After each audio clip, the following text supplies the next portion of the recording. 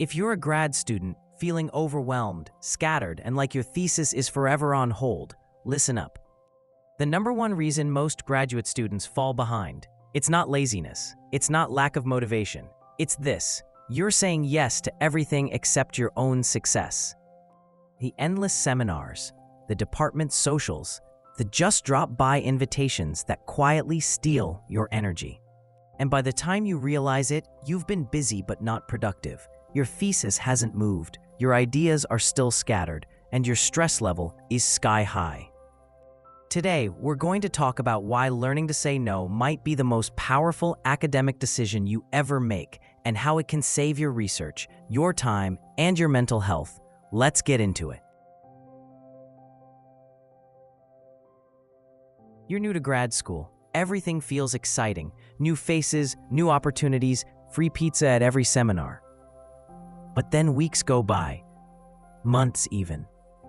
You've been to 17 talks, 6 workshops, 12 department mixers, yet your thesis still sitting in the same lonely folder it was when you started. Let me tell you something most students learn too late. Saying no isn't rude, it's survival. And that's exactly what we're unpacking today. Because the faster you learn to protect your time, the faster you'll move toward what actually matters. When you're just starting out, it's totally normal to want to fit in. You get invited to everything. A research seminar on climate change, even if you're in applied math. A welcome mixer from a different department. A workshop on a method you'll never use. You say yes because you want to seem open, curious. You don't want to offend anyone. You think saying yes to more will help you grow faster. But here's the catch. You're not building momentum. You're being pulled into distraction. You're getting seduced by busyness because a full calendar makes you feel productive. All those name tags and lecture halls make you feel like you're moving forward. But in reality, you're drifting further and further away from your actual mission, doing the research, writing the thesis, graduating. And while all of these events seem like they're helping, what they're really doing is pushing your actual priorities to the bottom of the pile. No one tells you this when you start, but every academic system runs on volume. Volumes of meetings, volumes of information, volumes of people in rooms. You're just a few weeks in, and already you've learned how to join. But have you learned how to say, that doesn't serve me right now? Because that's the difference between surviving grad school and finishing strong. Here's something nobody warns you about. No one is coming to protect your time. Not your advisor, not your classmates, not the head of the department. Everyone's just trying to stay afloat in their own storm. So if you don't draw the line, no one else will. You'll find yourself saying yes to things that serve everyone else's goals, but not your own. Sometimes even professors invite you to events just to fill the seats. Sometimes department meetings are packed with updates that don't apply to your work at all. But because you want to be nice or helpful or seen, you join again and again until one day you realize you've been in grad school for 3 months and haven't made a single real step toward your thesis. And here's the brutal part. Trying to be seen as nice, that can cost you months, even years. That polite yes might be what keeps you stuck in this program longer than you ever intended. Let's get something clear right now. Time is your most valuable asset. Let's do the math. You go to 2 extra events a week. Just 2. That's at least 3 hours. Multiply that across the semester. That's 60 hours. That's the time you could have used to write a full literature review, read 30 important papers, finish the first draft of your thesis proposal. Time is ticking. Your scholarship has a deadline. Your motivation, not infinite either. And every single time you say yes to something that doesn't serve your direction, you're quietly delaying your own finish line. You don't feel the delay in the moment. It creeps in slowly, week by week, distraction by distraction.